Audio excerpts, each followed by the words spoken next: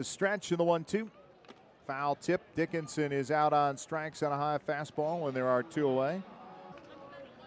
Outside corner called third strike, and Battanti turns his head in disbelief to Trevor Stiles, but that is a 1-2-3 inning with 3 strikeouts for Braden Spears in his first start since 2024, almost 2 years ago today. Ground ball to short, should be 2. Second one, the turn to first, in time for the 6-4-3 double play. Poteet does score. Ground ball, weakly hit. This is going to be a tough play. Charging, picking, throwing. Nope, Baez just put it in his pocket. And it's an infield single for Preciado. A little dribbler will get the run home and make it 2-0 South Bend. Fly ball, left center field. That's going to split the outfielders and get off the wall. A run will score on the double by Hartshorn, and it's going to be 3-0 South Bend in the second inning. Spears' deal is a called third strike. Alastre just couldn't pull the trigger. And the inning comes to an end. No runs, 1 walk, 1 left. For the third, and the first pitch to Cepeda is a rocket to left, down a base hit. That one just cleared the 6-hole at the snap of a finger. 103 off the bat and a leadoff base runner. The 0-1 to Snell. Line drive center field. Stoke-Snyder racing towards the warning track. He has to play it off the wall. Into second base is Snell. Holding up at third is Cepeda, and a double puts runners at second and third with nobody out here in the top of the third. As this breaking ball is hit into left field, down a base hit. Here comes Cepeda. Snell will hold at third, but an RBI single for Logan Poteet is the third consecutive knock for the Cubs. Here's the 2-0, and that's a line drive into center field, down a base hit. In to score from third is Snell. Holding at second is Poteet. 4 straight base hits for South Bend to start things off here in the third. And Lumpoys makes it 5-0.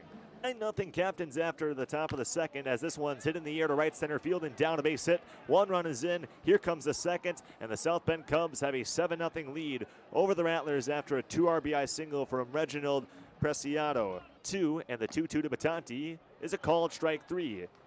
Here's the 2-1, and it's sent in the air high and deep to right field. Cepeda going opposite field, and it slices fair, and it's gone, a home run. It tucked inside the Fox River Brewing Company foul pole and left the yard for the 7th home run of the season for Angel Cepeda. Not many righties can go opposite field to that part of the ballpark. The 1-1 is crushed high and deep to center field. Sawyer Stoke-Snyder to the deepest part of the park, ranging over, and that ball is going to bounce off the base of the wall. Poteet into second base with a stand-up double. He's 2 for 2 today. That ball was smoked. Perry's pitch is hit in the air down the right field line, and that's going to bring another run home. It goes all the way to the wall. Castillo is trying to find it as Lumpoy is on his way to third. He will get in there sliding, and the triple makes it 9-2 South Bend.